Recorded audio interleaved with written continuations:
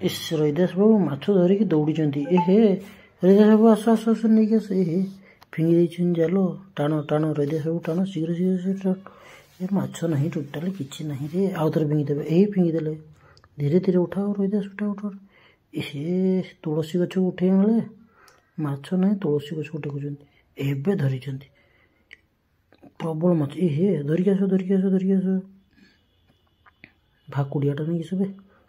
ଭାକୁଡ଼ିଆ ମାଛ। ଧର ଧର ଧର ଧର ଶୀଘ୍ର ଶୀଘ୍ର। ପୁରା ବେଗ୍ ଭିତରେ। ଏତେ ମାଛ।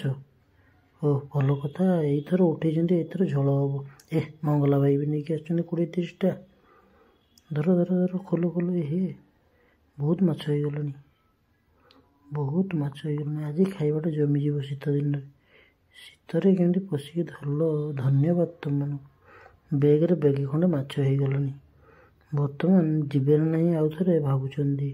ନଗଲେ ବି ସମସ୍ତଙ୍କର ଅଧେ କିଲେ ଖଣ୍ଡେ ଭାଗ ପଡ଼ିବ।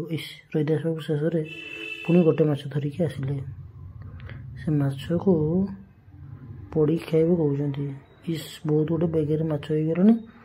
ବର୍ତ୍ତମାନ ଧରା ବନ୍ଦ କରିବେ। ଏଗୁଡ଼ିକ ନେଇକି ଘରେ ଝୋଳ କରିକି ଖାଇବା ଚକ୍କରରେ ଏମାନେ ଅଛନ୍ତି। Thank you.